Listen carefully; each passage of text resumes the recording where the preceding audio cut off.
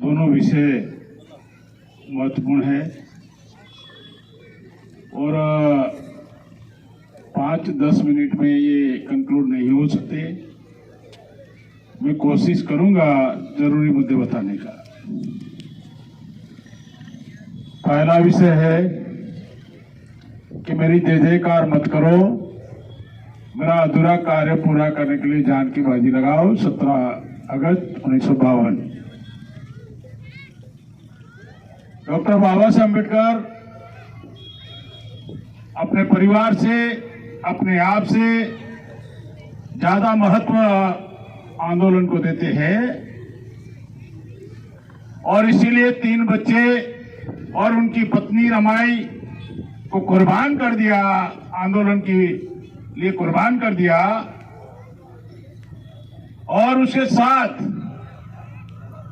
उन्होंने 2 मई 1950 पहले 50 में ही कहा था कि मेरे जन्मदिन के संदर्भ में सख्त खिलाफ हूं और जिनको मनाना है वो मनाते रहे, मैं उसके विरोध में हूं।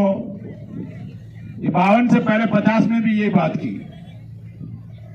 अपना परिवार को दांव पे लगा दिया, अपनी बीवी को दांव पे लगा दिया। आजकल आंदोलन चलाने वाले आंदोलन को ही बीवी आजकल जो परिवार आज आंदोलन चलाने वाले लोग हैं, बीवी के लिए आंदोलन कुर्बान कर देते हैं, बीवी के लिए आंदोलन कुर्बान कर देते हैं। साथियों, मैं कहना चाहता हूं, जिस कांग्रेस ने बाबा साहब की हत्या की, जिस कांग्रेस ने डॉक्टर बाबा साहब की हत्या की, दरवाजे भी बंद थे, खिड़कियां भी बंद थी संविधान सभा में जाने के लिए, उस कांग्रेस को मान्यवर कांशीराम साहब ने खत्म कर दिया था। आजकल कांग्रेस को जिंदा करने में लोग लगे हुए हैं। जल्दी जिंदा हो जाए कांग्रेस, जिंदा होने वाली नहीं है। कुछ भी कर लो। ये जो समय है बहुत भयानक समय है। जिस कांग्रेस ने हमारा संविधान खत्म कर दिया, जिस कांग्रेस ने आरक्षण खत्म कर दिया, जिस कांग्रेस ने पूरा आंदोलन खत्म कर दिया, जिस कांग्रेस ने छत्रपति साहूजी महाराज का, जिस कांग्रेस ने राष्ट्रपिता ज्योतिराव फुले का सत्य शोधक समाज खत्म कर दिया, जिस कांग्रेस ने आरपीआई खत्म कर दिया, जिस कांग्रेस ने दलित पैंथर खत्म कर दिया, वो कांग्रेस आज वामसे को खत्म करना चाहती है और उसके लिए नेतृत्व को टारगेट बनाया। और उनका ये कहना है कि कांग्रेस हमको नोट देगा, हम कांग्रेस को वोट देंगे। और वामसेव को वाइंड अप करने का, वामसेव को खत्म करने की योजना पर काम चल रहा है। कुछ भी कर लो, कितना भी ताकत लगा लो, वामसेव को वाइंड अप नहीं कर पाओगे। भारत में कोई भी अगर इस काम के लिए आगे नहीं आएगा, सच वो भूमि है, भारत को दिशा देने वाली भूमि है। कांग्रेस को खत्म करने नहीं देंगे, कुछ वामसेव को खत्म करने नहीं देंगे, कुछ भी लगा लो। संक्षिप्त में बात बता रहा हूं, अभी कंफ्यूज है, भूतपूर्व राष्ट्रीय अध्यक्ष बहुत कंफ्यूज है। विलास खरात कहते हैं कि कांग्रेस आरएसएस की मां है, उसने बाबा साहब की हत्या की।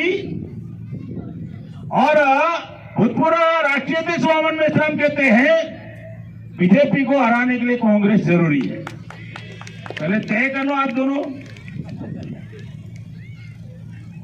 डीएनए के आधार पर क्षत्रिय विदेशी है, ऐसा वामन मेश्राम कह रहे हैं। और विलास कहते हैं, किताब लिखा, क्षत्रिय भी भारत के मूल निवासी है। मैं आपको दावे के साथ कहता हूं, 2 साल के अंदर इस विचारधारा में मिलावट हो जाएगी मायावती की तरह।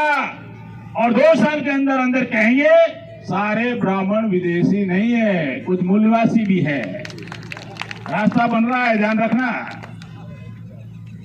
सारे ब्राह्मण विदेशी नहीं है, क्योंकि डीएनए की थियरी को वो खत्म करना चाहते हैं, नकारना चाहते हैं, उन्होंने रास्ता तैयार कर लिया है।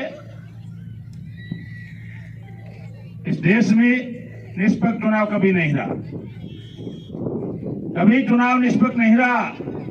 गुलाम भारत में विरोध पक्ष था, मुस्लिम लीग था, 33% मुसलमानों को रिजर्वेशन था, और अगर SC/ST को 22.5 होता तो 55 हो जाता, और OBC जुड़ जाता तो ब्राह्मणवाद खत्म हो गया होता। उसके बाद इसीलिए भारत पाकिस्तान का विभाजन हुआ।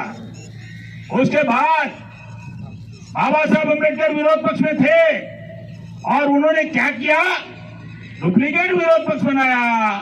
10 अक्टूबर 1951 में बाबा साहब ने OBC के लिए इस्तीफा दिया और 21 अक्टूबर 1951 में जनसंघ बनाया। RSS ने डुप्लीकेट विरोध पक्ष तैयार किया और उसके बाद चुनाव जीतने के लिए समय समय पर देश की सेनाओं को भी इस्तेमाल करना शुरू कर दिया। 62 का युद्ध हुआ, 57 चुनाव के बाद 64 से पहले भारत चीन का युद्ध हुआ, 67 का युद्ध जीतने के लिए, चुनाव जीतने के लिए भारत पाकिस्तान का युद्ध हुआ, 65 में 71 का 67 के बाद 5 साल मिला दो 72, तो चुनाव जीतने के लिए बांग्लादेश और भारत का युद्ध हुआ। उसके बाद इमरजेंसी लागू हो गई। उसके बाद 81-84 में खालिस्तान वर्सेस हिंदुस्तान सवर्णों का मुद्दा चल गया। उसके बाद 99 में कारगिल युद्ध हुआ। उनको लगा कि बार बार हम ये कर रहे हैं, लेकिन लोगों का ध्यान हटाने का काम कर रहे हैं। आजकल पुलवामा हुआ 2019 से पहले, सारा चुनाव जीतने का तंत्र है। EVM होने के बावजूद भी उनको लगता है माहौल कैसे बनाया जाए। इस EVM को जो कंपनियां बना रही है वो भारत सरकार की कंपनियां है, भारत सरकार के इशारे पर बनाएगी। वो जो ऑर्डर दिया जाएगा उसी हिसाब से बनाएगी और EVM में वो घोटाला करे। कम से कम 120 देशों में EVM पाबंदी है, भारत में पाबंदी नहीं है। चुनाव जीतने के लिए तरीका बनाया उन्होंने 1947 में। मैं किसी पद का, प्रधानमंत्री पद हो या राष्ट्रपति पद हो, उसका सम्मान करता हूं, लेकिन जो पार्टियां उनको बना रही है उस संदर्भ में बता रहा हूं। संदर्भ में 47 का भारत पाकिस्तान अलग हुआ तो मुसलमानों की प्रतिक्रिया रोकने के लिए उन्होंने मौलाना अब्दुल कलाम आजाद को राष्ट्रपति बनाया कांग्रेस ने। उसके बाद 64 में नेहरू चले गए। 67 का युद्ध जीतने के लिए लाल बहादुर शास्त्री का इस्तेमाल हुआ। उसके बाद 71 में भारत बांग्लादेश के बाद मुसलमानों का सिंपतिकरण लेने के लिए फखरुद्दीन अली अहमद को राष्ट्रपति बनाया। उसके बाद सिखों का सहानुभूति जीतने के लिए, जब स्वर्ण मंदिर पर हमला हुआ, सिखों की सहानुभूति जीतने के लिए ज्ञानी जैल सिंह को राष्ट्रपति बनाया। उसके बाद गोधरा कांड के वक्त मुसलमानों की सहानुभूति जीतने के लिए फिर दोबारा APJ अब्दुल कलाम को राष्ट्रपति बनाया। और आजकल शेड्यूल कास्ट के ऊपर हमला हो रहा है, अत्याचार हो रहा है, तो रामनाथ कोविंद को राष्ट्रपति बनाया। नहीं समझ में आ रहा है क्या हम लोगों को? हमको नहीं समझ में आ रहा है कि किस तरह चल रही है सिस्टम। मैं राष्ट्रपति पद का गरिमा की इज्जत करता हूं, लेकिन जो पार्टियां बना रही है जिनको राष्ट्रपति, वो पार्टियां अपने स्वार्थ के लिए बना रही है और उसके बावजूद भी EVM में मुद्दा अटका हुआ है। इस EVM के संदर्भ में मैं ज्यादा नहीं बताना चाहता हूं, पहला एक ही बात बताना चाहता हूं। 2004 में, अप्रैल 2004 में चुनाव हुआ, EVM का इस्तेमाल हुआ। उससे पहले 15 सितंबर 2003 में मान्यवर कांशीराम साहब का ब्रेन स्ट्रोक हुआ।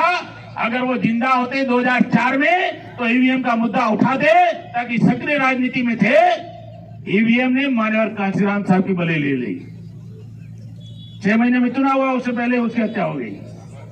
बहुत विस्तार से बताने के लिए बहुत सारी बातें हैं, समय कम है, इसलिए मैं मेरी बात यहीं समाप्त करता हूं। आपने मेरी बात ध्यान से सुना, मैं आपका आभारी हूं और मैं यकीन और विश्वास दिला रहा हूं, वामसेप पूरे भारत में दोगुना गति से फैलेगा। बिल्कुल शेड्यूल कास्ट के क्राइटेरिया से पहली बार बामसेप को हम लेके जा रहे ओबीसी के अंदर, और ओबीसी का राष्ट्रीय अध्यक्ष हमने बनाया। नहीं तो आरपीआई बन जाती, आरपीआई बन जाती। जैसे आरपीआई के शेड्यूल कास्ट आपस में लड़े हैं, कभी आठवले जी, कभी प्रकाश अंबेडकर, कभी जोगेंद्र कवाड़े, कभी अलग अलग लोग लड़े हैं। तो इधर तो कभी बोरकर, कभी मेश्राम, कभी अलग अलग शेड्यूल कास्ट की बामसेप शेड्यूल कास्ट में ही आपस में लड़े हैं। हमने बामसेप को आरपीआई बनाने से रोक दिया, और ये 52% ओबीसी में से कुमार काले जी को राष्ट्रीय अध्यक्ष बनाया। 85 का फॉर्मूला तोड़ना है तो 52 को जोड़ना होगा। इसके तहत हमने रणनीति बनाई, और ये रणनीति निश्चित तौर पर कामयाब होगी। इतनी बात कहकर मेरी बात समाप्त करता हूँ। आपने मेरी बात ध्यान से सुना, मैं आपका आभारी हूँ। धन्यवाद। जय मुनस।